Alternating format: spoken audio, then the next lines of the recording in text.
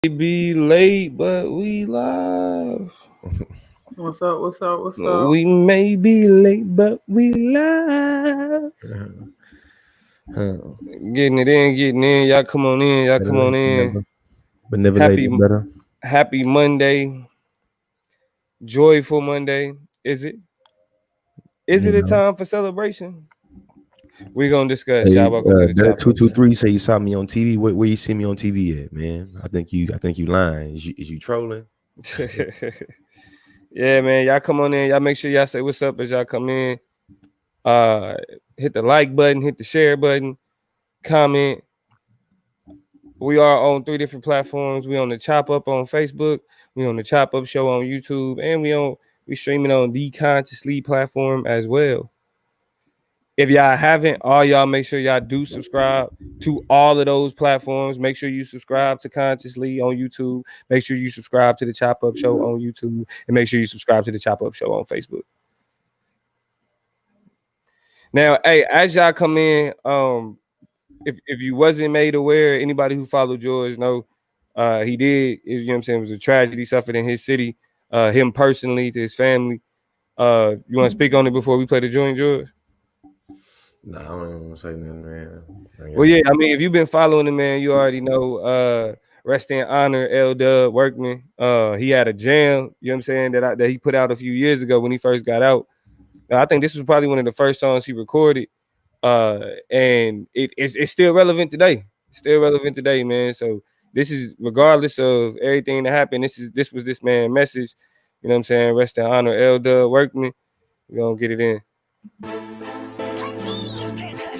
Yeah.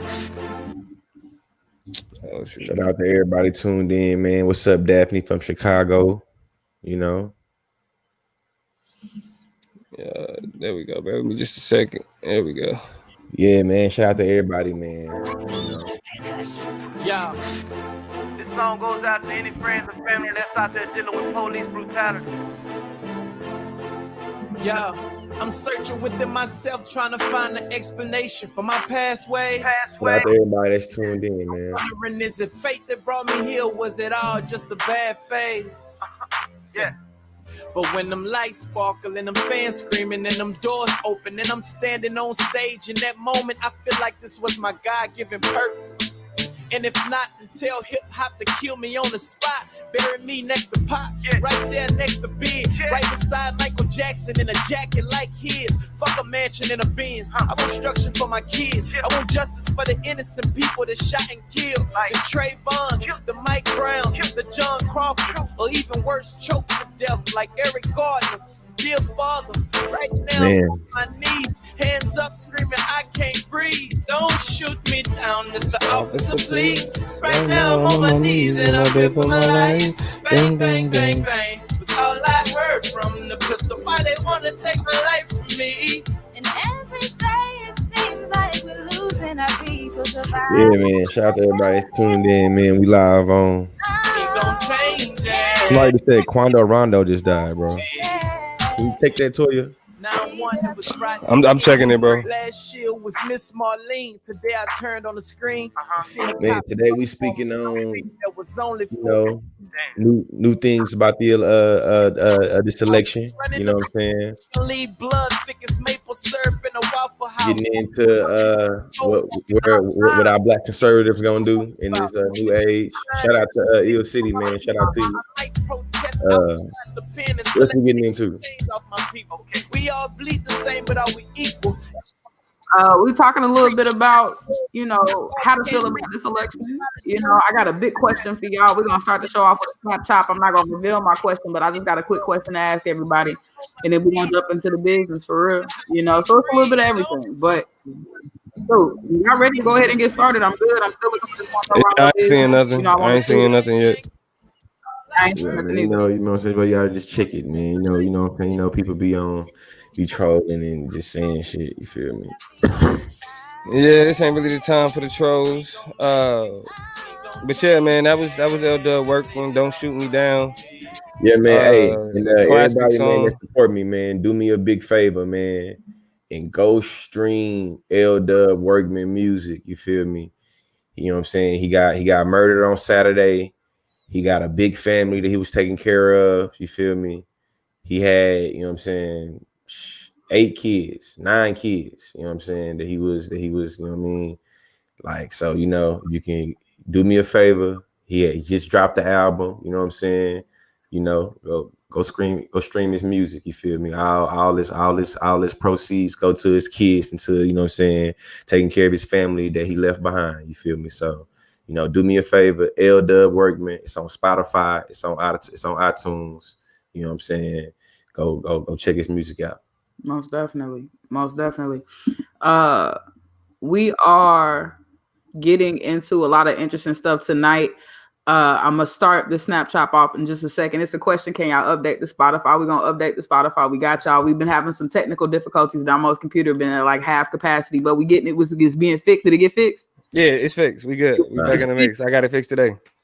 So we coming with the updates. Don't even worry about it. Don't be pressed. We appreciate you keeping us on our toes. We're gonna handle that for you and make sure we get. Hey, and the fact that you know what's up with the Spotify, thank you. That's real fan shit. People didn't care. Yeah. Thank you for caring. You know what I'm saying? So, like, matter of fact, for you, we definitely gonna get that shit updated. All the, you know what I'm saying? Because we've been lagging behind. But y'all want to go ahead and get it started? Toya, you want to go ahead and get it started real quick? My Snapchat question is gonna be short. It's gonna be brief. We're gonna go ahead and get to the business because a lot has been happening in the last few days. My question to y'all is: people develop and older, right? They do. It's natural. You move, you shake, you roll. Maybe you don't have the appropriate things, or you don't use enough of them, and you go into a state of existence. Now, I'm in a weird spot, and I need the comments to really jump and jerk for this question. I need you to help me out because I need to know: is the state that you in when you just kind of funky? Is it musty? M-U-S-T-Y, or is it musky? M-U-S-K-Y. I keep hearing people say it different ways. It's a little ad that pops up on my Instagram feed about natural deodorant. I don't know why, because no offense, I'll take all my aluminums and my parabens. We're gonna roll with those for right now. I don't know about natural deodorant. It's not quite for me, I don't think. But she always talks about how she gets musky, and I was like, my grandma always said musty, right? Like musty, like mustache. You right? Walk around. Yes. And so, is it musty or musky? Help me crack this code. What is it? I think it's musty. S-M-U-S-T-Y. You know what I'm saying? When your underarms, your underpits, you know what I'm saying? When they stank, you feel me? They real musty, you feel me? Like you need some deodorant, you feel me? There's a perspirance, you know, what's the word I'm looking for, Toya? Perspirance? Perspiration. Perspiration. There's a perspiration that you have under your armpits, you feel me? Yeah. And you got a little to it, you know what I'm saying? A little what? Okay. I agree. The term is musty when you're talking about that stank. Anything that got to do with deodorant, and anything that deodorant can solve for is musty, or as the old folks would say, you a little ripe. You're ripened up. You know what I'm saying? But that's how the old folks said.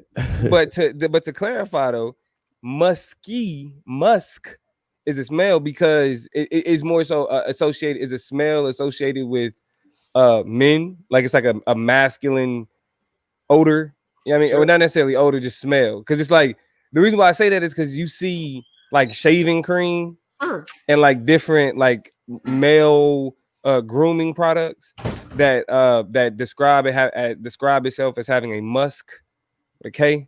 Yeah. You know what I'm saying? I think it was even a brand with that name. So yeah, so any clarification, if somebody's musty, they stink.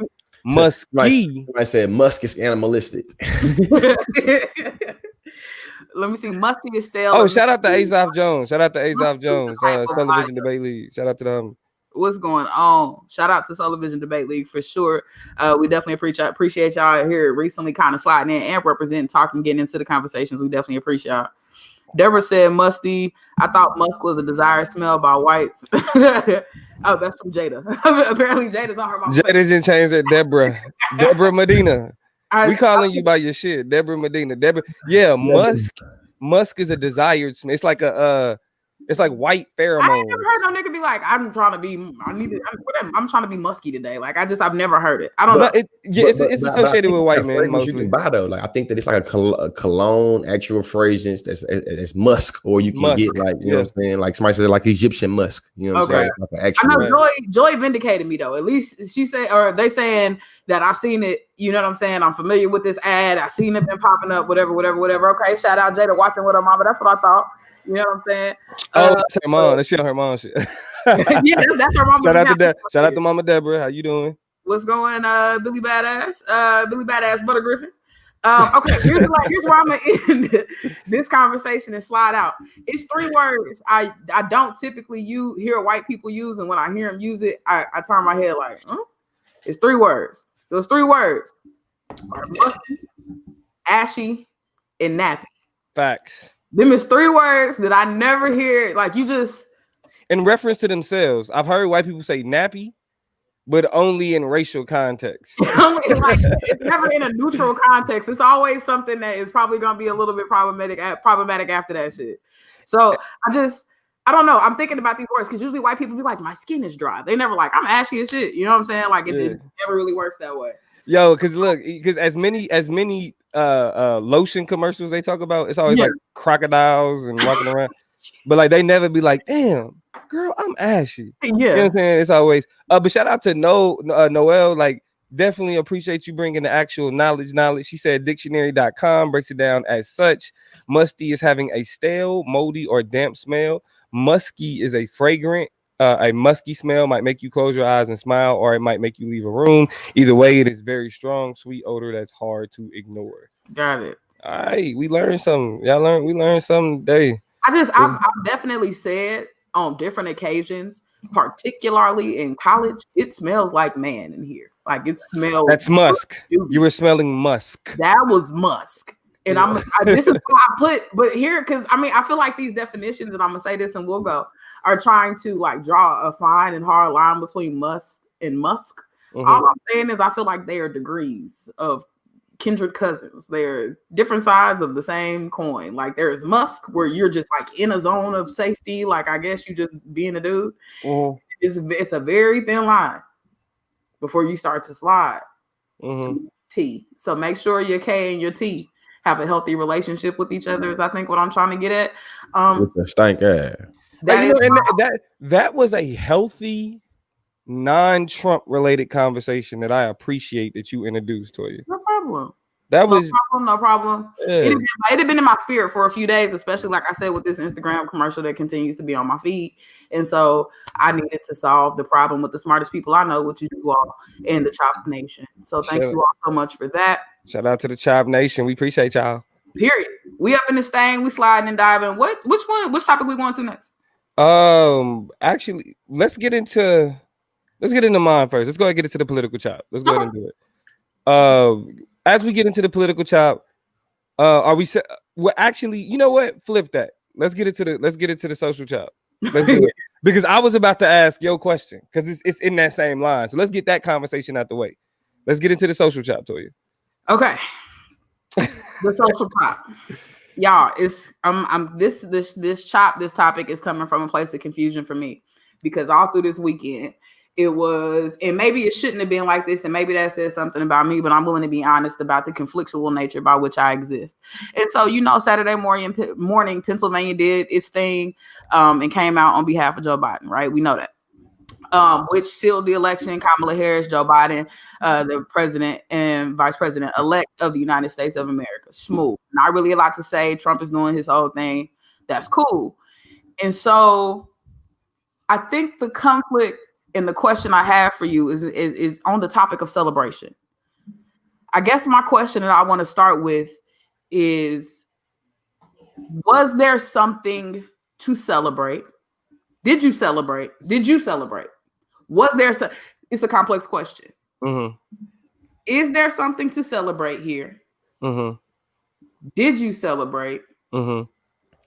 How did you feel about the celebrations you saw? Those probably could be different questions, and y'all can answer one and not answer. I think that for me, I think that there is something to celebrate. I think there's a way that What? we celebrate it. I think that it was too much effort and energy that went in that putting Trump out the office.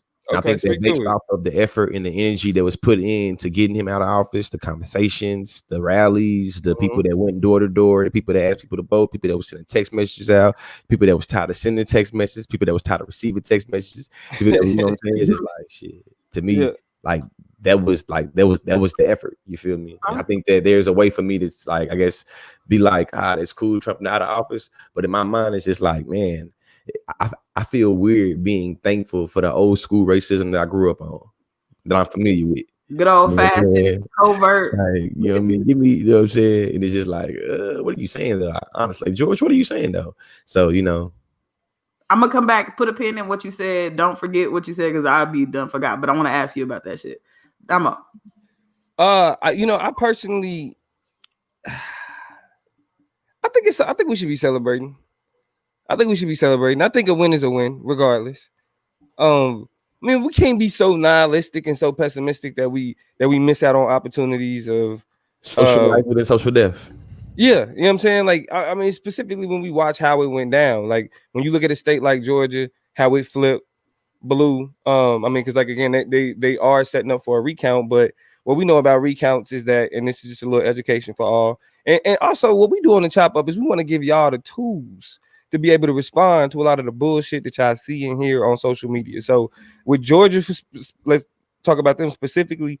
The idea of this recount, it's gonna happen.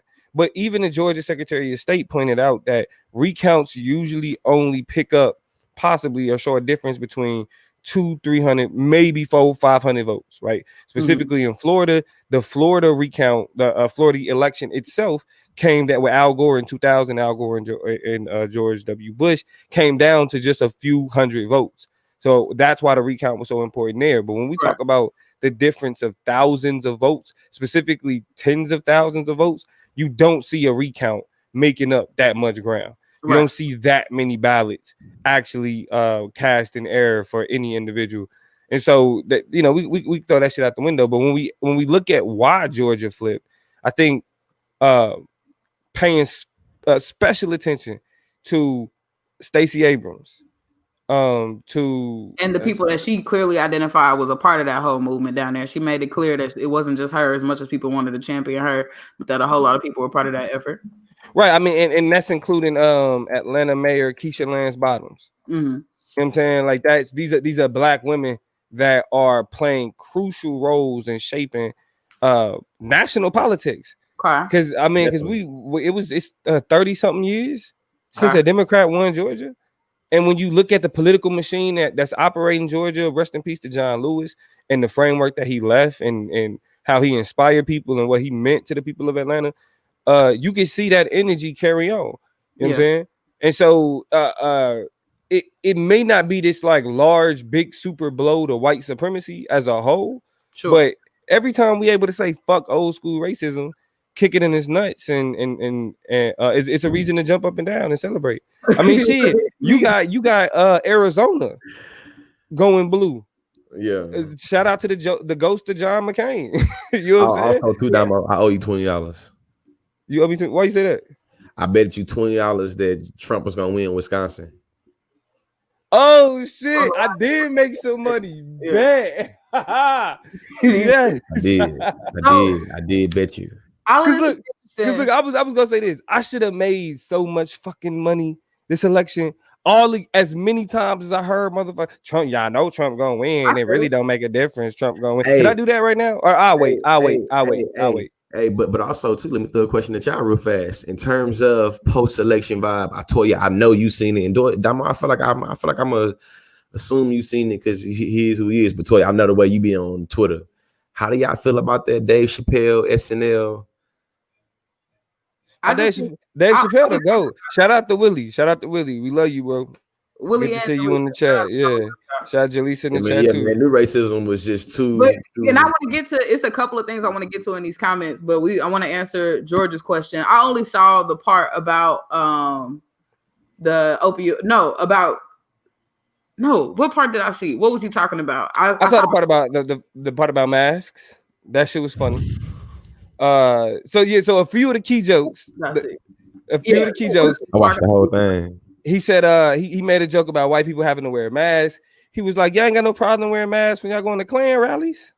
Y'all can breathe through them. You know what I'm saying? Then he was talking about COVID and how it had He was like I'm grateful for COVID. he was grateful for COVID because it locked up all them white mass murderers, mass shooters. That was the clip, the soundbite that I saw. Yeah. I don't know. I'm not gonna lie. Chappelle is transphobic and a little problematic, and his takes be a little bit too. I think he tried to bank on comedicism and comedic timing a little bit too much. And I think George just had kind of a conversation about comedians and how they kind of go too far. And I don't think, as much as he is a voice of the times and can be a voice of the times, and I struggle with latching all the way on to the new Dave Chappelle, or at least my consciousness won't kind of let me just kind of be in love with him like I used to be. And that's just my honesty. Yeah. But sure, respect to that. He's a voice amongst voices, and his is loud. I just think that he takes unnecessary opportunities to go out of his way to be problematic because people criticize him, and he wants to be true to. I feel like he wants to be so true and fidelitous to the craft and to the form of comedy, and he's not going to be bossed around and pushed around, that he continues to come out with specials, and every special got some poignant, necessary, crucial social commentary with a tinge of shit that we didn't need. And I think he does it to antagonize the people that are trying to boss him around and tell him he can't do what he wants. So that's exactly why I think it's more of a shot at the white liberal than it is at.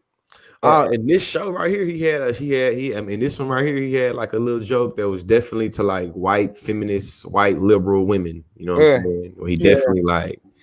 I mean, and he gonna do that, but ultimately, I think that like what he did point out was those small things where we can be like, okay, cool. You know what I'm saying? Like, yeah, that we had that shows that the people who was complaining about masks aren't the fucking majority. Yeah. You know what I'm saying? Like that is a small majority of fucking people. You know what I mean? Like a lot of people, this really was a referendum on old school racism.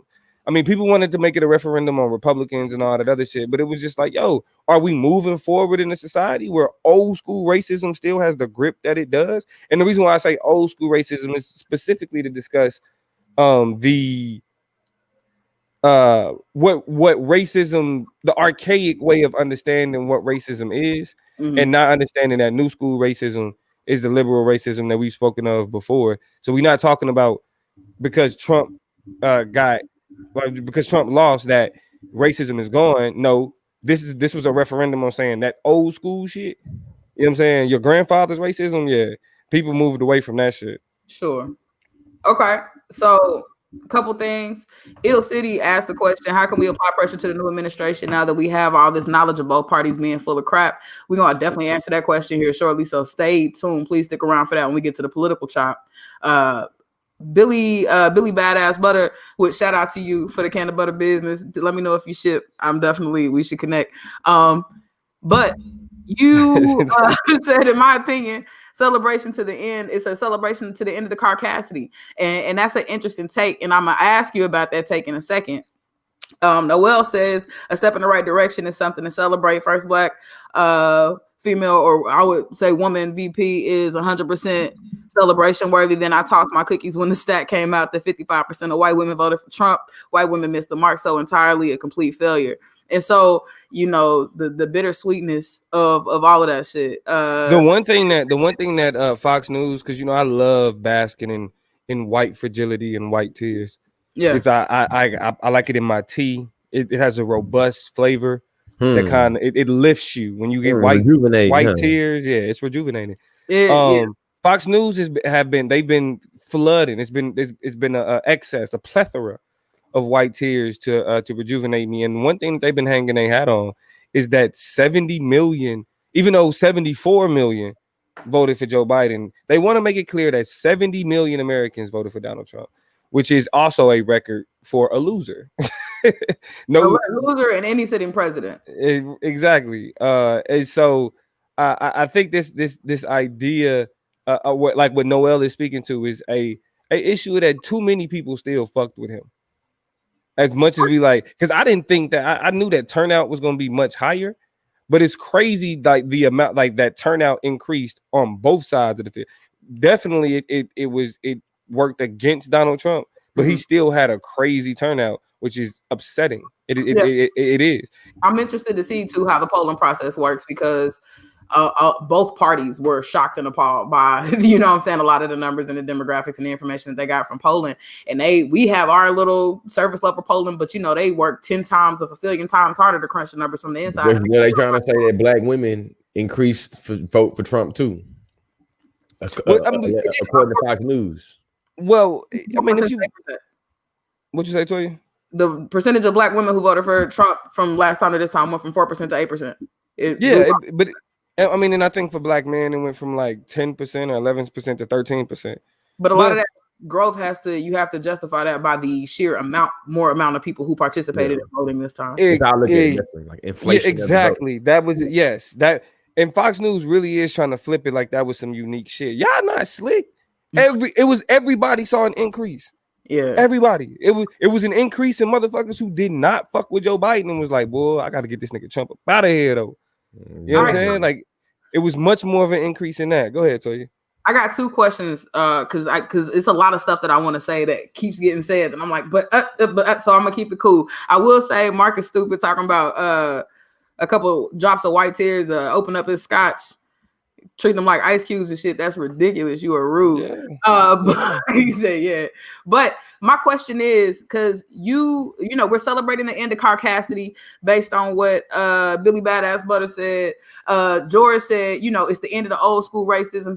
Damo said something to the effect, that same effect. And my question is, you know, does that mean, because we fallen back into the apologetics and the democratic apologetics, the anti-black kind of agenda, is new racism, neoliberal racism better than the old racism? Are we really kind of willing to double down on that statement? Because I'm not gonna lie, and I asked that statement question in a world where like I was scrolling through, like I'm a black woman in America. Mm-hmm. I'm a person who likes to talk my shit. So of course I love when I'm watching Kamala talk cash shit to anybody who got, you know what I'm saying? Like I love her speak. I watched it. And so I'm going through and I would like something, then I would scroll back and unlike it. You know what I'm saying? Kind of feeling guilty about it. I want to hold back and forth. I'm like, petty. So, times where I'm conflicted, like, am I not really about the shit that I say I'm about? If I take these little small tangential individual moments where the next black girl can be the next imperialist, the next black woman can be the next fat, like, am I supposed to celebrate that shit? Or that's how I've been going back and forth too. I've been going back and forth and thinking about like, man, I want to celebrate the symbol, like the symbolism and the position of Kamala having that position of VP and seeing like literally knowing that little black girls and little black. I actually have a friend that's Indian, and she, you know what I'm saying, her kids is black. Shout out to Procedure. You feel me? And shit, I never thought about this, but she was on. But she said some shit like, she was able to tell her kids, like, yes, baby, and she's just like you. She's black and Indian. You know what I'm saying? So just thinking of the power, like thinking of the power of the symbolism of that, you know what I'm saying, made me kind of move me in like, it was literally like a few days ago. But also thinking of too is like, man, but she a prosecutor and you feel me, you know what I'm saying, the identity politics, shit, this, that, and the other. And it's just like, oh, you know. Well, but see, this is the question that we have to ask. Do we tell black girls don't be attorneys? Do we tell black women or even black boys for that matter, don't go into politics or don't go into these fields? I mean, because ultimately I've seen some people who was like, hands down, my daughter will know not to revere the cops, not to celebrate the police, not to elevate them particularly. Like people are like, I got to teach them. I will never teach my kids to, you know, like I would never. And that shit sound good, right? But again, do we teach our kids don't be attorneys? Do we teach our kids don't? I think that attorney is not. I feel like just considering Kamala an attorney is not. That's just not what she was more than an attorney. But you don't get to becoming the attorney general is the top attorney in the state, the number one attorney in the state. So she is really just an attorney, but she's the number one attorney in the state. So do you tell your child to become an attorney with not having the goals of being the number one attorney where they are, whether that's attorney general or attorney general of the United States or attorney general of the state of California? But the reason why I pose that question is because ultimately the issue that we have with the reason why these things turn out the way that they do is because there is a issue of representation. We can have all of our issues associated with politics and the criminal justice system and how it operates, but I do draw the line at making Kamala Harris responsible, Vice President-elect Kamala Harris, responsible for the the prison industrial complex, because ultimately you take Kamala Harris out and put somebody else in that same position, then you still get the same results. It's not a question of her being uniquely dangerous to black people. It was a question of her occupying that position and playing out that role.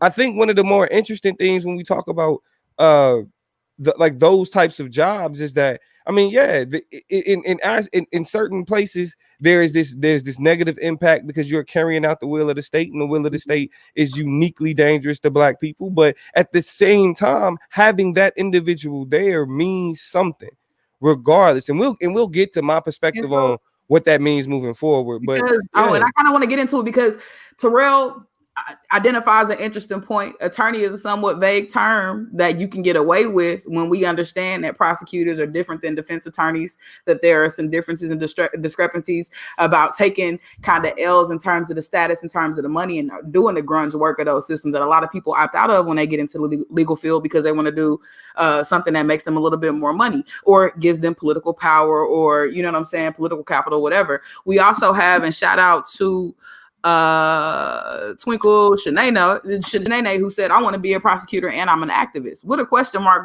which I'm saying is something that, you know, you like, can those things not coexist? Am I not, you know what I'm saying? I think those things can coexist. This is how you do the job. But okay.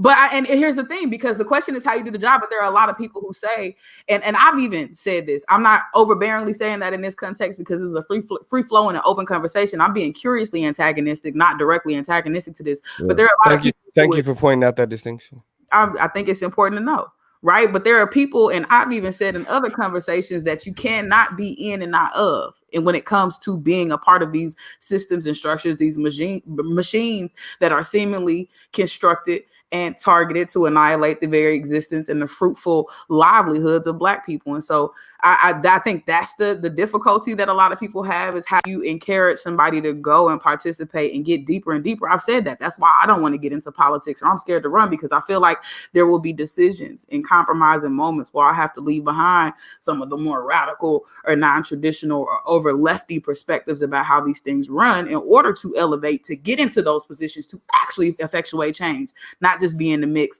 not just be a part of the conversation and not be on that lower tier. How do I move up without having to compromise? I think is the question a lot of people struggle with in anti-black systems.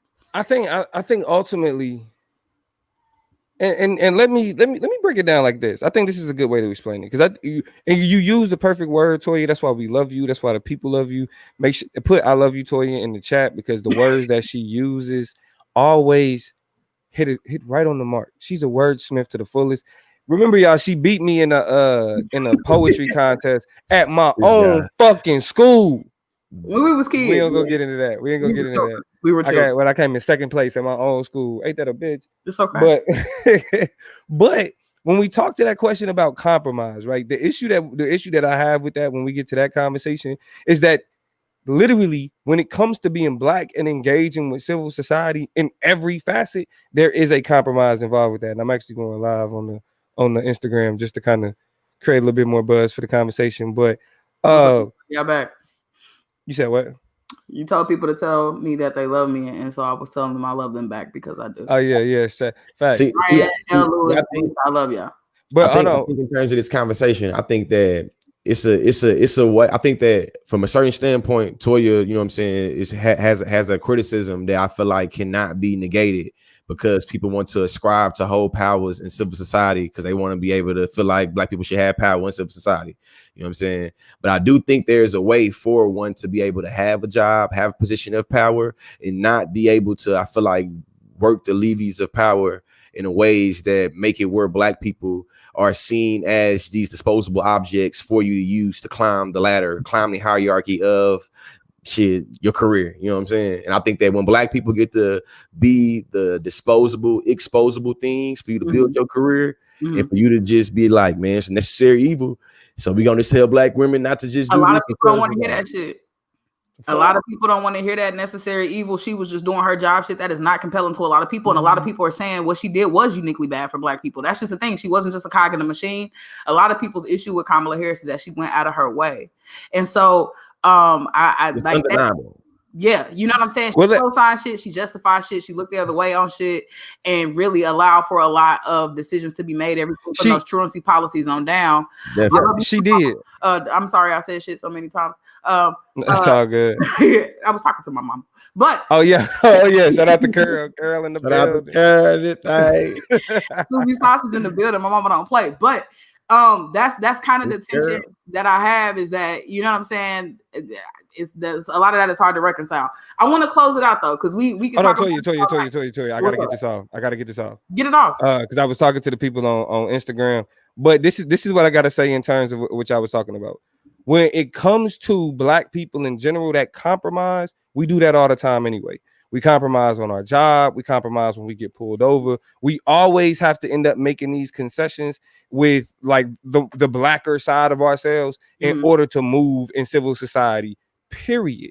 I mean, when it comes to our relationships with at our jobs and with, you know what I'm saying, people that we work with, there is a constant putting aside the more radical aspects of ourselves as a survival strategy to move through society. So when we look at people who occupy these positions, we can't say we want Black attorney generals and then and not understand what it takes to become a Black attorney general. Like ain't nobody looking for to be the next attorney general. You're not gonna be you can't be Assata Shakur. We've had this conversation before, and I know that, and I know the idea is that, well, you know, like that's why you got the difference between the prosecutor and you got a difference between the prosecutor and a defense attorney. But what you saying? You want to be the defense attorney where you're always on the defense. You can't do nothing to impact who's actually being tried, right? Which that's what the district attorney, that's what the attorney general do. They make the decisions on what goes to court. Period. Which is interesting. I'll say this in LA County proper. What's her name? Jackie Lacey has been she conceded a race to Frank Gascon, and you can kind of Google some of these people. Jackie Lacey has been notorious here for siding with the police, especially during protests, especially in moments of duress and just issues down here. She compromised, and so Gascon came from the Bay and has recently come down here. And I say this to point it out because I was listening to NPR, and they've started to talk about Gascon as a progressive prosecutor, which is like, the fuck? Like 10 years ago, that would have been kind of redundant. Like, what do you even mean? How is that possible to go together? But there is, I guess, a level of refinement in that field where people are taking second looks and really pushing things to the center of the conversation, like bail reform, like, you know, getting rid of cash, this, that, and the other, cash bail and stuff like that. And so there are people who are pushing the conversation along, I guess, that who are on the wrong side, who are still making things work. Let me see. I gotta look at a comment that I caught out of the corner of my eye that blew my mind, Lee and Damo, if you listening, that was kind of dope. And this tells you how deep this conversation is. Vadisco 32 said, I don't think she went out of her way. I think she was just scared that she would lose her job because she had to be 10 times meaner to everybody. And if that doesn't speak to the kind of double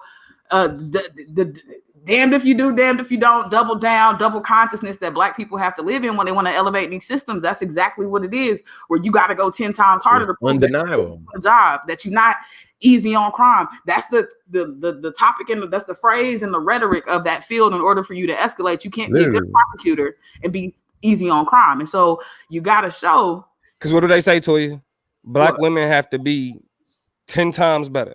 10 times better. They can't be just as good as the last. You know what I'm saying? You got to, in order for Black women or Black men, you know what I'm saying, or women of color, period. I know some people don't like that term, but it's an umbrella term to talk about a bunch of different people.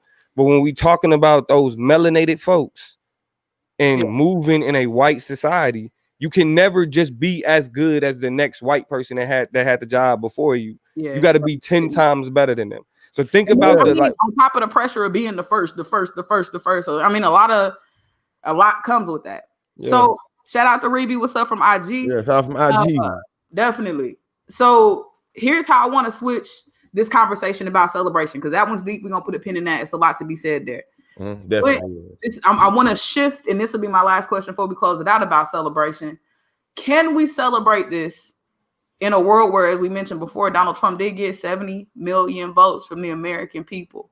A lot of people are saying he hasn't talked about this possibility because that would be kind of conceding.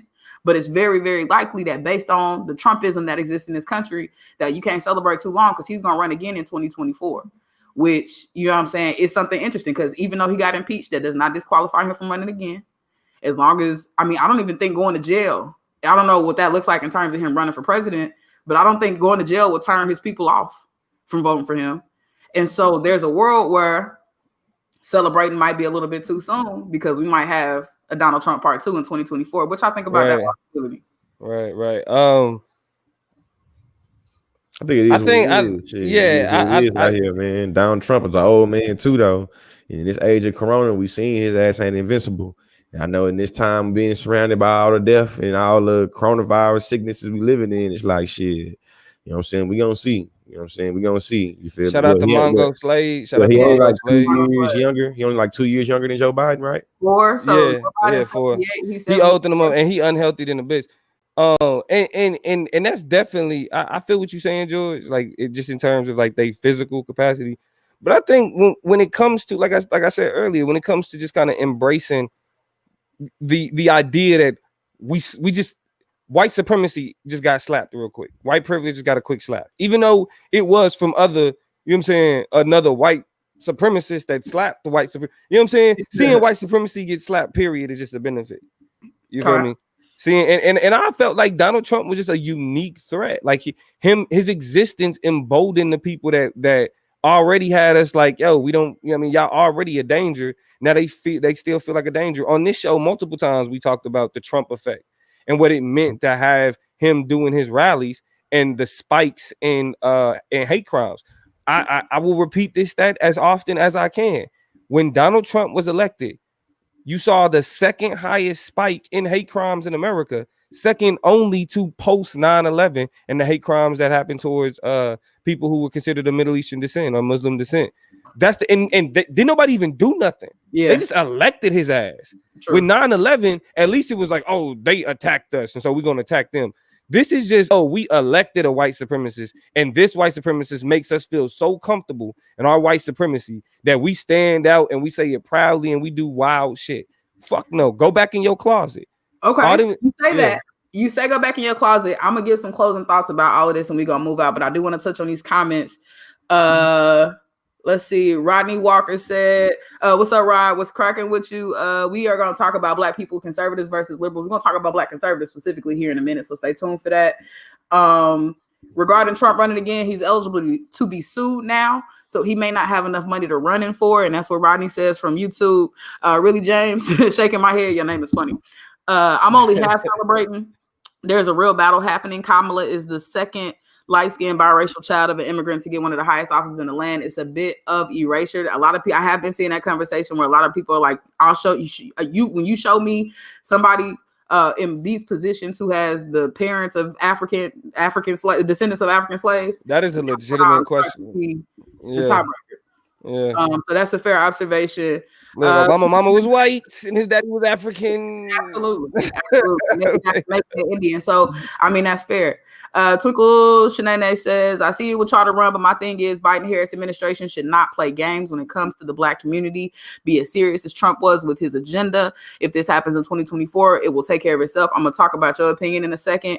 Couple more things and I'm gonna slide off. Brittany says Trumpers making themselves easier to find by moving to Parler 2, outing themselves big time. Yeah, that's that is a conservative. It's a new conservative social media app. Parler is a conservative social media app. Yeah, you're right. I have heard about that in passing. Shout out to Malik. What's popping with you? Last thing I'll say from the comments is Jeffrey says we can momentarily celebrate and prepare. I find it interesting if Trump can pass the torch and if his base will follow. That's what I want to get to. Two things, and I'm gonna close it out. Number one, I think Trump is gonna run again. I bet he's gonna try to shoot his shot. He's gonna try to at least be in the mix. I don't know how long he's gonna stay and if he's gonna be the Republican representative, but I think he's gonna try to get back in the mix again and re-stimulate and do a vibe check and see where people is at. And so in a world where that is true, I think Democrats need to be cooking up a plan. Are you pitching up Kamala to take that front runner spot? Lord forbid Joe Biden die. She might get there prematurely, but is that what y'all going with as the direction of this party? Or do you have another plan? Because we can't do another 20 plus field of people when the right, when the Republicans and the conservatives know what they want. They have a good idea about, like, you just can't do that. And then the second thing I'll say, which kind of gets to some of what y'all have been talking about, is I'm curious to see if even Donald Trump is too old by then. That's what a lot of people have been saying.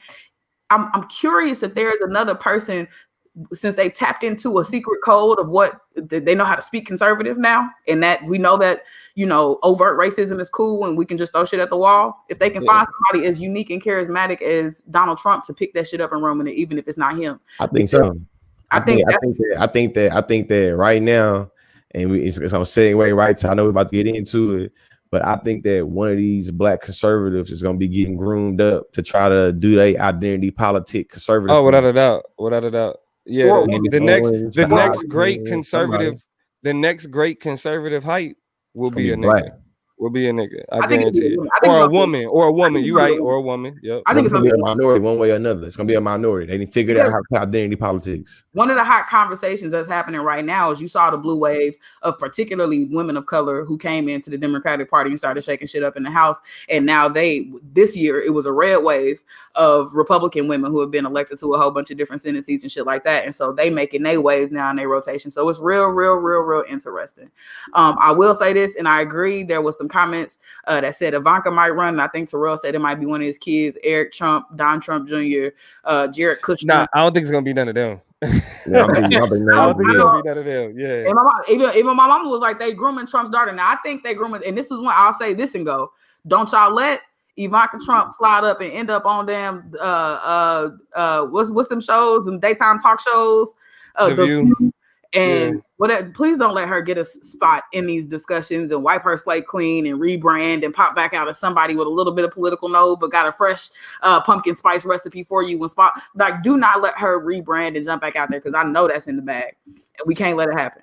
Yeah. And that's on that for the, what we call that, the social chop. Social chop. Yeah. Yeah. I mean, so and I think, again, just like we did last week, we're gonna seamlessly transition into the political chop, because all of it got to do with the political chop right now. And as much as we was talking about that agenda, I think we should start talking about what we should expect from these first 100 days. I think uniquely black people should. We're in a position that we not understanding. And let me before we get into the first 100 days, I want to get y'all thoughts on this, because I think, and we talked about this briefly early on, I think that they have an incentive, both Joe Biden and Kamala Harris have an incentive to be as pro-black as they possibly fucking can, specifically in instances of and in conversations associated with the criminal justice system. We've already seen their approach to marijuana is full decriminalization. I mean, like how they'll come about that, we'll see. But that's one of the easier topics for them to embrace, because it gives them the ability to have conversations that will actually benefit the states via these crazy tax laws that they're going to create as it's associated with the sale of both medical and recreational marijuana. But it gives you the ability to have the conversation about the people who have suffered the most under the war on drugs and what they should do different. And let me get your reaction on this. I think that because they know that they're being held to the fire when it comes to these conversations, I think that they're going to be more amenable, and they're going to move more in a direction to appease black voters, address black issues, because Kamala Harris wants to be president. We know this. She ran against Joe Biden.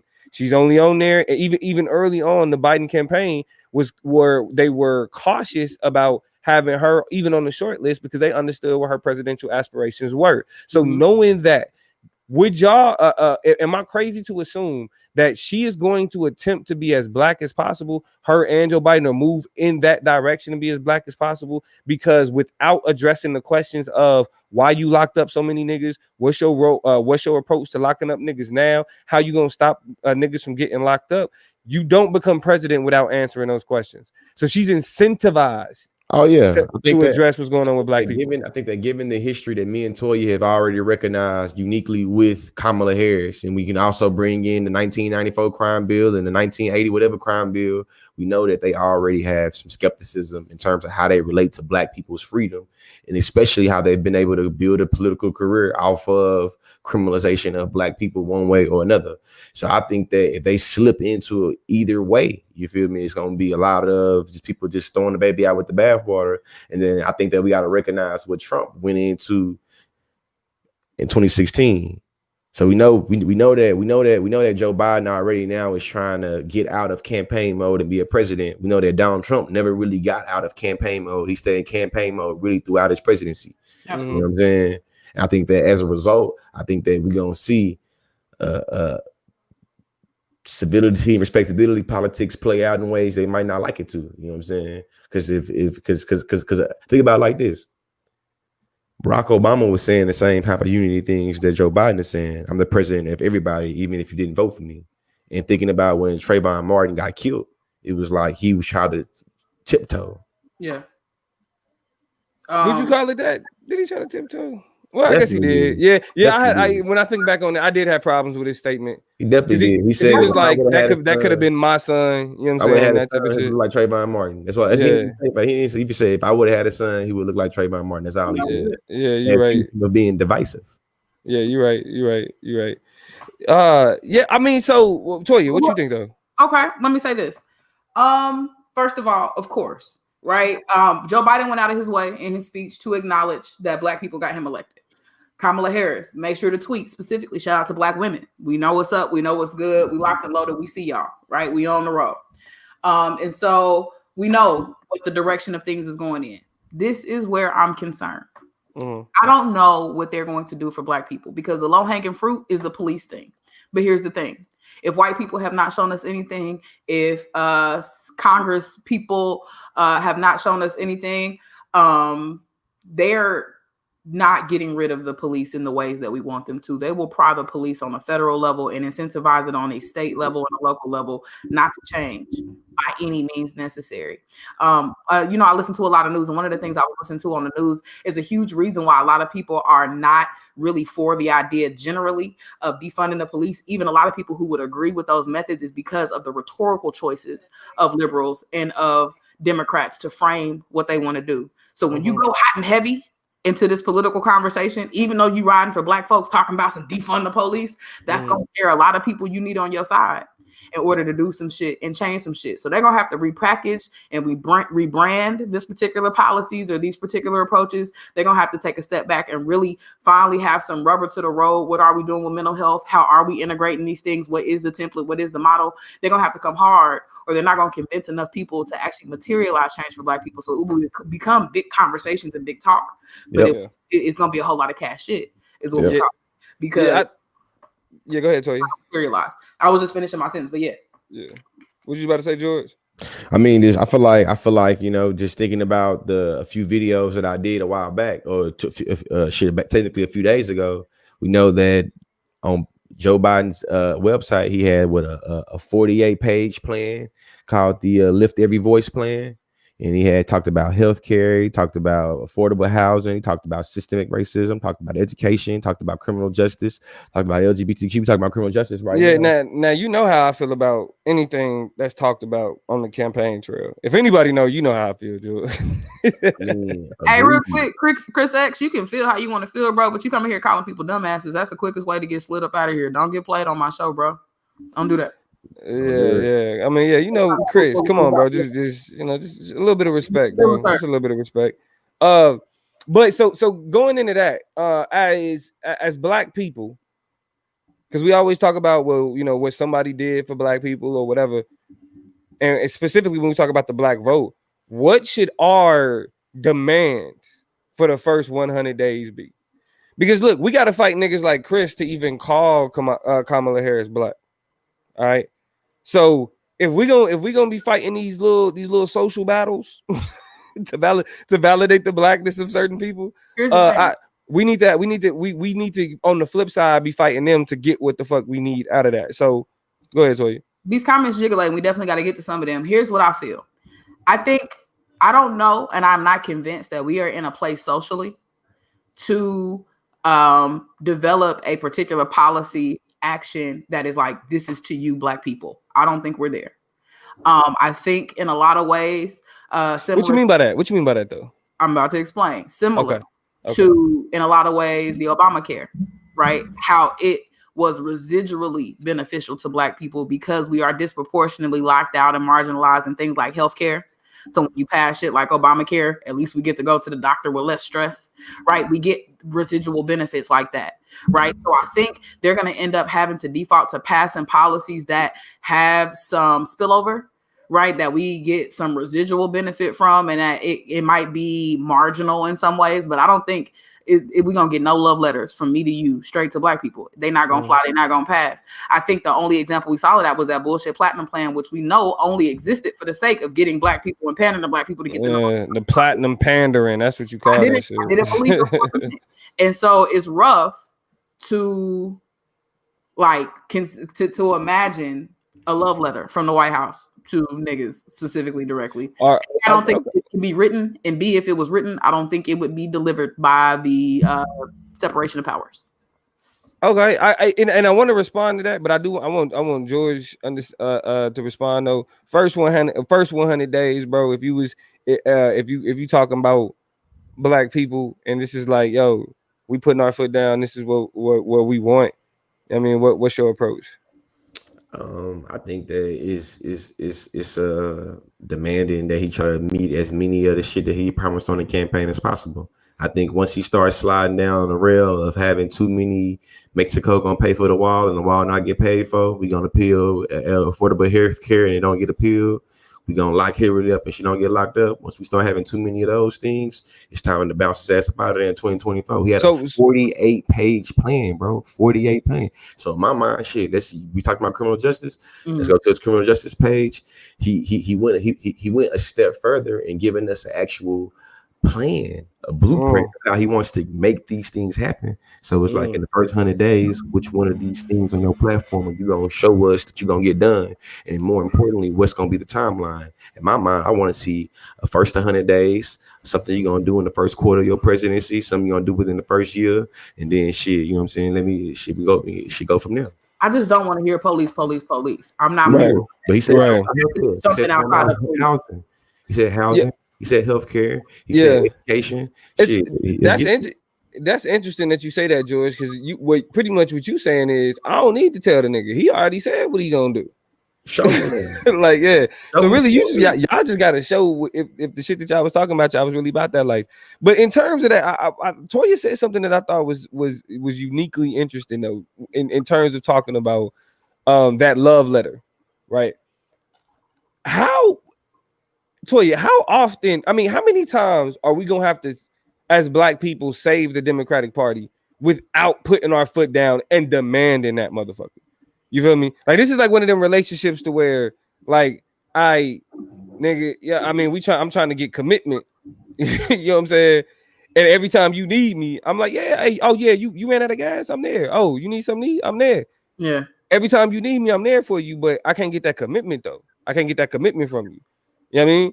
So it's like, when you say you don't expect that love letter, I think that from my perspective, we got to start demanding this shit. Because the phrase that I've heard, and I'm gonna let you get it. The phrase that I heard, it kind of makes it's cringeworthy. I'm not gonna lie, but I've heard it 3 times now. Niggas is saying we went from picking cotton to picking presidents. We were from picking cotton to picking president. That ain't some of the most silly, goofy ass. Oh, I'm sorry, Mrs. Green. She commented. I was about to just start cussing. You see your name and it changed your whole direction. Look, it changed the whole direction. Yeah. I think that's such a false equivalency. It's like so just like stupid. Yeah, nigga, when we were slaves, I pick cotton, and depending on the electoral college, the president that I picked under duress might get man. Not the same. Yeah. But I just think that like if you could take that concept, I think that's the I don't know. I don't want to disrespect the elders that use that phrase and actually find solace in pride in that phrase. True. But I think that the sentiment though is ultimately like, yo, we are a political bloc. Like, for example, Georgia, for the most part, has a political machine that's ran by black women. So, like, as black communities, even as different black communities, I mean, I think that there should be something that we kind of put our foot down towards and say, like, nah, like within them first 100 days, we've circled a few things that you said you would do, kind of playing into what George was saying, and this is what we expect. What do you think about that, though, Toya? I don't disagree. I think a lot of people have been, we talked about celebration in the last segment, and a lot of people have been saying, I'm celebrating Trump being out, but now it's time to hold feet to fire. I'm curious about what that looks like. I think for a lot of black people who were just like, a lot of black people got to hold them accountable. I think the issue and the fork in the road that we might be at, if I can call it that, with that plan is that black people can say, I'm not support Democrats no more. I'm withdrawing my support. But we live in a two-party system. So if we're not going Republican, then we don't have the political capital nor organization to create a third option for us to go and mobilize to change anything. So are we going to accept pessimism and kind of be like, I'm just not going to do nothing? Is that the new plan? If Democrats don't do right by us this time? Or are we fools for kind of reascribing and hoping for a better day in 2024 and beyond? That's the conflict that we have because we're not switching to Republican. So yeah, that's not happening. Not an option. Kanye, we agree that Kanye is a bad move. I don't know, man. Consciously, I've been thinking about running. I've been thinking about trying to appeal to these Republicans in here in Oklahoma, man. You know, Oklahoma all red. You feel me? Nah, all consciously got to get his ass the fuck about Oklahoma if he's trying to run a race. God damn it. Shit. But yeah, so that's the first 100 days. I appreciate y'all. Y'all definitely had some great insight. The second story, just to get to real quick, we ain't gonna keep y'all too much longer. I know we like to. It's a 3 thing. Gotta get it in threes with the political chop. Second story is the question that I'm asking. Yeah, shout out is to where y'all at? Bush, definitely. Where y'all at? Where y'all at though? Mm-hmm. Where they at though? Y'all know what I'm talking about. Yeah. Hey, where's the? I'm about to say this is what I wanted to start this off with. Just saying, you feel me? We know that in the age of Trump, social media seen a great political increase in terms of civic engagement and in terms of just political awareness. And we know there were literally a humongous siblings that Candace Owens birthed. You know what I'm saying? I'm gonna call them Candace Owens sons. You feel me? That just literally was able to build a social media capital off of being a black conservative. And we just have to ask now, you feel me? It's like, you know, if you've curated your entire 80% damn near of your content about being a black Trump supporter uniquely, not just a black conservative, but being a black Trump supporter. A black Trump supporter. What do you do now? Now, and George, I think what we have for Lil Wayne, for Cube, even though he didn't support Trump, but was in cahoots in conversations. We got questions. 50 changed his mind, so we let him slide with that. Who else came out like some fools? Lil Pump. Lil Pump, he ain't black, but he can do what he want to do with that. It was a whole bunch of random. I thought he was like biracial or something. I don't think so. Lil Pump ain't black, bro. Lil Pump ain't black. At any rate, black conservatives. Where y'all at though? Where y'all at though? And I think it's interesting when George pointed out when he say there is a distinction between Trump supporter and conservative. Huge fucking distinction. I grew up around a whole bunch of black conservatives, and they weren't wearing no Trump hats. Yo, straight up. And look, and this is a part of that 70 million or 74 million that voted against Donald Trump. The problem, and George actually, you know, he always go viral, was speaking on this like, yo, y'all have no political identity outside of hero worship. Like the black Trump supporters, not black conservatives, because I mean, we waiting on it'll be interesting to see the data that comes out of Gallup and the exit polls and everything else in terms of understanding the electorate. But what we know coming out of 2016 was that a large majority of black conservatives overwhelmingly voted Democrat. Actually, on average, a large majority of black conservatives overwhelmingly vote Democrat because they're not stupid.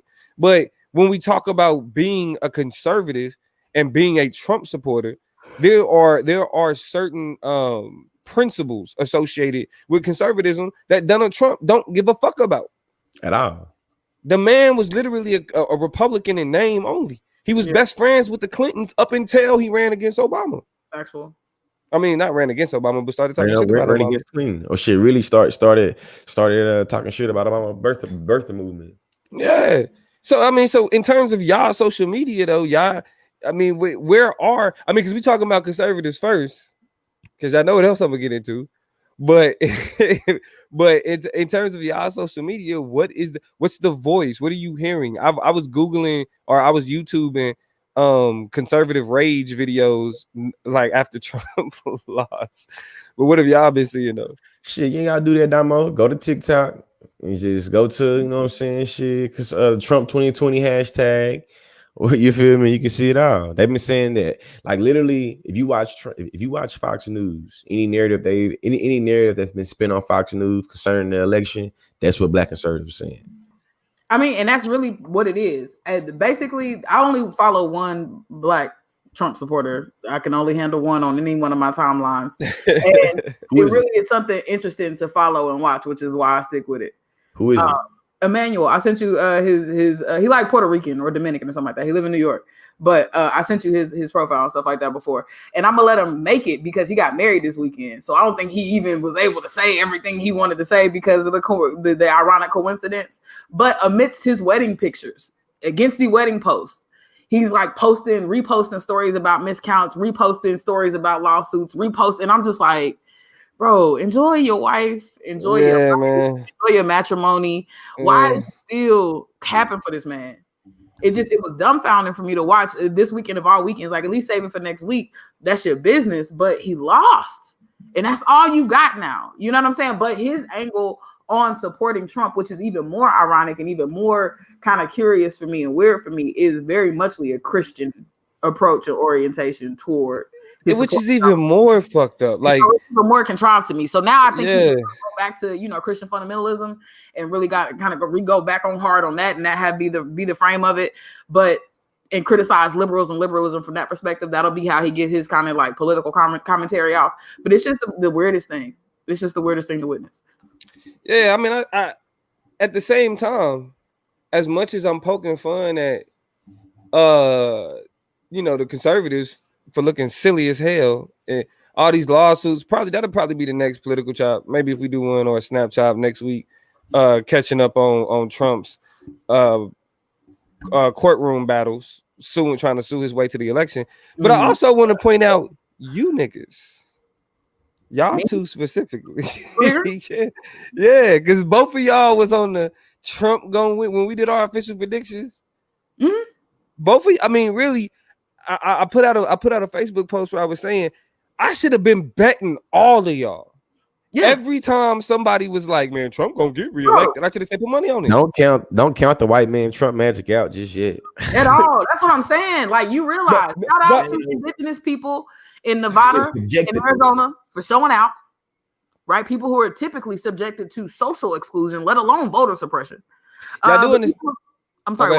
No, go ahead. I want you to finish your shout outs because I want you to finish your shout outs. Was that not true? Did I misspeak? No, you're right. I was about to say something else though. Yeah, that's why I didn't want you to stop. Yeah, go ahead. Don't call me no lie. I can pull up. Shout out to the state of Georgia, notorious for voter suppression, largely just in the South in general. Slid up in there, got busy, made moves. Right, so even it was looking good for Trump. We just had a lot of people show their ass. This goes back full circle to the question about celebrating.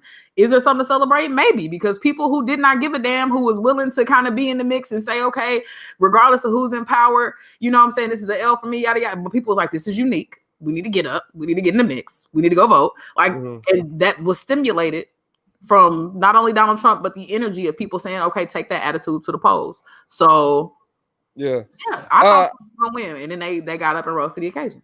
Yeah, man, I just was, it was just so repetitive. It just everybody was, he gonna get reelected, so don't none of this matter. He gonna get reelected, so don't y'all doing all this talking, and he just gonna get reelected. He just I agree. If he said Trump ain't lose, he just ain't win, and I think he ain't get reelected.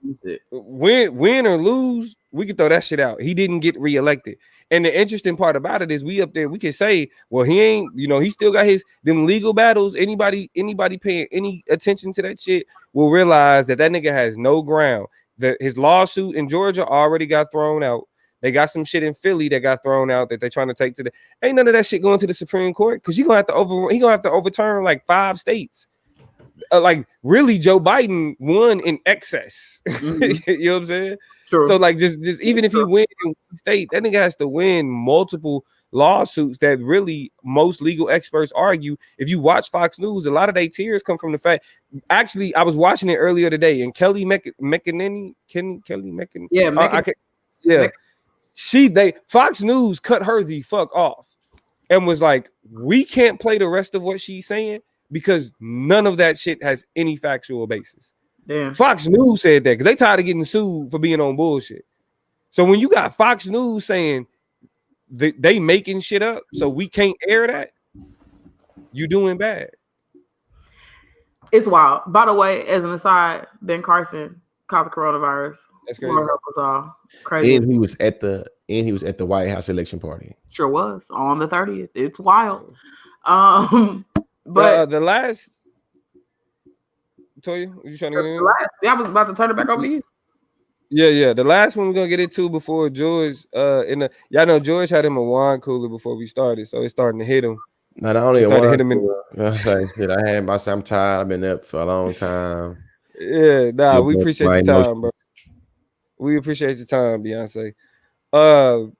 But my wife over here saying, "Pep it up, pep it up." You gotta pep it up. Yeah, hey, tell that nigga to wake up, Fave. Shout out to my sister, Fave. You know what I'm saying? Tell that nigga to get his ass up. Let's draw this on now. Let's go ahead. The last story, this unity talk.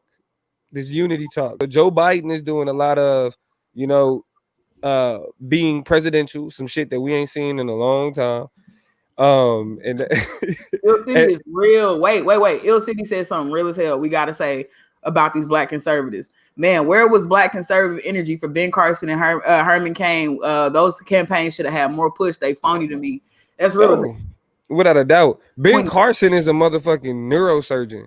And you conservatives made him capitulate to Donald Trump. No respect. Respect. Sorry, that just yes. I love a good fact. No, without a doubt. Because niggas had a lot of respect for Ben Carson before he became like a Trump sycophant.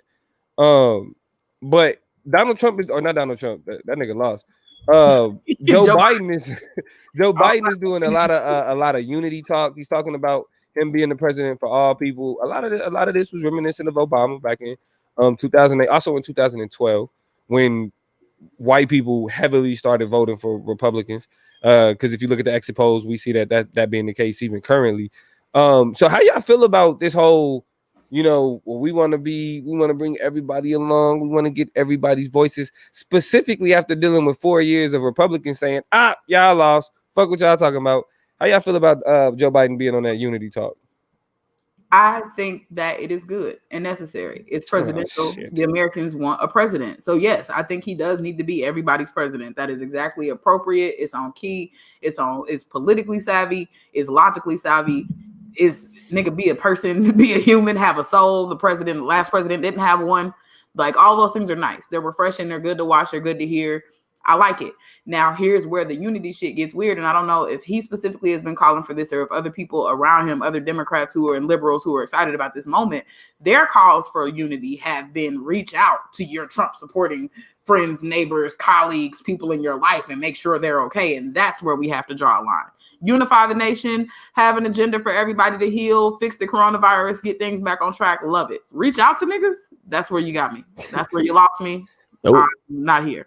Leave a message. Hey, George, man, where's your boy? We got to hear from Conscious the Conservative. You know what I'm saying? Yeah, I know, we got to hear from. We ain't heard from him in a while, but are you willing to reach out to your conservative cousin and really see? You know what I'm saying? And really see if if it's something that y'all could work out. Can y'all be friends now that Biden's president and not Trump? Maybe, probably not. I don't know. But how you feel about the unity talk though? Like, are you? I think because unity talk is the respectability politics that everybody kind of was missing when Trump was in office, and kind of was catching everybody off guard with how divisive he was being with his position of the presidency. And I think it's just on point for him to, you know what I'm saying, talk about how that position, once he's elected, is not just the president to the people that casted a vote for him, but he's the president to everybody that casted a vote anyway, you know what I'm saying, regardless. So I feel like I get it. And I feel like when you're talking about Kamala having to do her job and having to do what the job calls, the president, the job of the presidency calls for him to have to be the president to every single American citizen, whether they voted for him or not, whether they say fuck Joe Biden or not. And I think that's pretty much what it come down to. And I think that's really what everybody really wanted to be had. You know what I'm saying? I feel like once Trump was able to start calling people ungrateful sons of bitches and saying that, you know what I mean, we should remove this Latino judge because we can't trust these Latinos, and you know what I'm saying, ban these Muslim countries and all that shit is just like, you know what I'm saying, that's what we want to get away from. And I think that we seen how Trump using his position of presidency to be able to talk that shit, how it pushes and galvanizes and broadens and encourages particular behavior. You know what I'm saying? So we want to get away from that. And it's just like, that's what he got to do. And being real with you, if I was to be president, that's basically like, I feel like if I was to run for any office, I think that I would have to throw away my tribalism after I got the position. Yeah. And when I say tribalism in this instance, it's like shit. If I'm running for a mayor or running for council or whatever, once I get that position, I gotta represent my district. Even though I know people in my district didn't vote for me. You feel me? That's what that job calls for. And in my mind, that's more ethical than a motherfucker that's being like, I gotta be the prosecutor, so I gotta lock up, put motherfuckers better than anybody locked them up before me type shit. Exactly. Like, I think that's a more ethical orientation towards that position of power in terms of making it where it doesn't have bad impacts on black people, i.e. hate crimes raising, i.e. you know what I'm saying, just random ass acts of violence happening. I think that's the uniqueness of what Biden got to do. So I mean, and by the way, what they say why they say he's the most qualified to be president is that's what he's done, is go and be the in-between man and go pull in different sides. Now he's a moderate. That's what moderates do. Exactly. Now but he's just, uniquely good at it. And so that could be at the behest of Billy Badass Griffin. My bad, Toya. I'm not a conservative. I have a satirical conscious. Oh, my fault. Yeah. That I like to I feel like due to illustrate the insidious nature of black conservatives in the way that they tap dance and Bojangles. Yeah. To be clear, he has a satire page. Consciously has a satire page called Conscious the Conservative, where he wears a hat that says "Make America Great Again" with a question mark. So yeah. So it's all satire. Yeah, it's all satire. It's not real. I'll say this, and then we'll go ahead and close it out because it's starting to get late. And yeah, I need to feed my wife. When it comes to she said, "Hey." That was Faith talking to Rahel in the background. That was Faith saying, "Hey, wife." I need to stop making participate. Faith said, "Hey, babe." She said, "Hey, Faith." Yeah, we still live right now, but it's okay. We still live, right? But yeah, it's just family. That's family talk. But ultimately, yo, I'm gonna keep it a buck. Yeah, I may get to a point where I'm like, okay, let's have kind of whatever. But I'm definitely not there right now. Fuck what them niggas is talking about. This whole at some point, this whole like when they go low, we go, nah, fuck that. When they go low, we kick their ass. That's what we do. You know what I'm saying? It's just that simple. When they go low, you catch them. When they go low, you catch them with a knee. Boom. So they at a low place right now. And I'm laughing at that ass. You deserve to be there. You mocked, you know what I'm saying? Disabled people. You mocked Dominique. You about to have a son, Dominique. You don't want your son. Listen, hey, on some real shit though, fam. Being that we from the hood and you about to raise your kid in an environment that you ain't used to being, you know what I'm saying, conditioning people in. It's a lot of our values that as you raise your child in that environment that you're gonna have to really think about and wrestle with. Like, and And what you just said is gonna be one of the first things you have to deal with, especially if you know what I'm saying. You got the only Negro child, or you got one of the 5 or 4 or 3 Negro chick kids in the classroom, and you know what I'm saying. Even if everybody else hitting back, you know what I'm saying. If Lil Baker decides to hit back, goddamn shit, you getting a citation, they getting a citation, you know what I'm saying. And it's just one of them things, you feel me? But as of right now, and you right, George, I may reach that maturation, but as of right now, when they go low, shit, you hit them with an I'm uppercut. Boom. You know what I'm saying? Like Always they, so- you know what I'm saying? bro. But I do want to get to Rodney's comment because he said back to the first 100 days, we need to figure out how to better run a representative democracy with regards to Congress specifically. The last thing I'll say to that, and we'll start wrapping it up, is pay attention to what's happening in Georgia right now. There are 2 runoffs in Georgia that'll actually determine whether or not the Senate will remain in the hands of Republicans or if it'll switch over to Democrats. Again, it comes all down to Georgia. This I don't have a lot of faith in. The president shit, that's one thing, but you know what I mean? This is like, all right, because why not? Because I think they're close, right? Here's one thing we learned from these last 2 elections. One, money ain't gonna solve nothing, because we saw what happened in South Carolina with who ran against Lindsey Graham? Harris.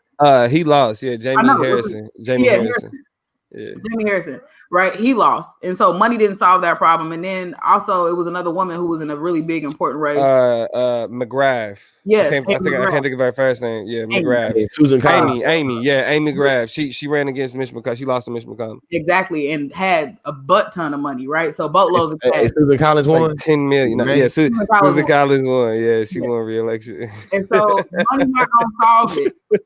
Money will allow for them. The election in Georgia to take over those congressional seats is on January the 4th, or January 5th, I believe. Yep. Money will allow for them to reinvigorate a lot of these campaigns, make sure a lot of the same people who voted this first time around come back and then some, especially since it's a more local kind of contextual issue to those things. So hopefully that'll get some push. But I will say this: the pastor, who's the pastor who's running against the WNBA owner, Kelly Boswell. And then there's a pastor. He's the pastor of Ebenezer Baptist Church. Yeah. He's actually poised to win his runoff. He was leading. He was leading going into the main election. And so, going into the runoff. Yeah. So he's poised to win. And then I think the other race is between David Perdue and Jon Ossoff. Jon Ossoff lost in 2018. He lost in 2018, but I think they're almost neck and neck, because the whole reason it's a runoff is because Perdue didn't win over 50% of those votes. Yeah, it came down to 49.7 to 47.9 exactly in the Georgia 1 district. I think that Raphael Warnock is his name. Pastor Raphael Warnock is his name. Gotcha. And he won the election 32.9% to 25.9. So once Doug Collins and Deborah Jackson, Doug Collins was the GOP, but Deborah Jackson took up 6%, and you had other candidates that took up 14%. We're gonna see that kind of break. It's kind of split either way, but we'll see if it's if we'll get Raphael Warnock has the better chance. Jon Ossoff was losing going into the runoff. So we'll see. But again, I mean, to have Georgia, the reason why I said in that instance, knowing that Joe Biden has won the election, conservatives in Georgia are going to rally around the conservatives nationwide, because ultimately, now that they lost the White House, they're going to want to maintain the Senate. And so you'll see a lot of money being spent on behalf of conservatives to maintain the Senate, because they know Democrats control the House, Democrats control the White House. If Democrats take the Senate, like, all of their conservative nightmares come true. Why isn't that true on the other side, though? I think we've seen that mobilization happen it's Georgia. It's Georgia. Yeah. I mean, I don't know. I think we've said that about Georgia, and then Georgia flipped, and so there's a lot to anticipate. Is this political optimism coming from? These ain't the same people I was talking to a year ago. It's not political optimism. It is political what the fuckism, because we've watched a lot of things that I didn't believe. Realism. Hello, really? Yeah. I receive it, right? Like, a lot of things that I didn't see come true came true, and so I'm just very interested in seeing how things change. And I think it's also dope that then Kamala Harris's position becomes all the more important because then Congress will be tied 50-50 and she gets the vote. And she is that So split vote. Yep. it was very important that she got the vice presidency because now who cares about Mitch McConnell when she got the last word? You know what I'm saying? So it's a whole different situation. But Hey, and what's Mitch McConnell's position again? Speaker. Well, no, majority or he's currently the majority leader You're of the right. House. If Democrats take over, he'll be the minority leader, and Chuck Schumer will become the majority leader. And then, I mean, I think he'll remain Political plug, ladies and gentlemen, in non-gender conforming people, right? Yeah, so that's that, man. But we'll get more into it. Y'all stay tuned. Y'all can get more political updates and breaking down the information, specifically in terms of political ideology at the Political Plug on TikTok, at the Political Plug on Facebook, and at the Political Plug on Instagram. You can definitely find us if you are on Consciously page. Make sure you subscribe to the Chop Up Show on YouTube. If you are on our Facebook, make sure you subscribe to the Chop Up Show on YouTube. We broadcasting across the 3 platforms. Everybody that was able to come in, we appreciate y'all. Make sure y'all following us on Spotify and iTunes and everywhere else you get your podcast. We've been a little behind. We had some technical difficulties, but we got that taken care of. You can find all our episodes broken down per chop. So if you don't want to hear the social chop, you only want to get into the political chop, which I completely understand because you don't care about the difference between musty and musky. You can skip that part. You can skip that. You can skip that part. We upload them based on the topic, the chop specifically. So y'all make sure y'all go follow us on Spotify, iTunes, and everywhere else. But we glad y'all was able to join the conversation. Like CB said, George looked like he need a nap. You know what I'm saying? And a twist. Toya looked like she didn't have a Red Bull, so she like. What she say? Faith said it's both of them, musty and musky. She said George is both of them. Oh, that's good. On that note. Hey, it's been real. We glad y'all was able to be a part of the conversation. If y'all need us, hey, y'all know where to holler at us, hit the DMs. And this is the Chop Up. Chop Up. I'll let y'all. We out.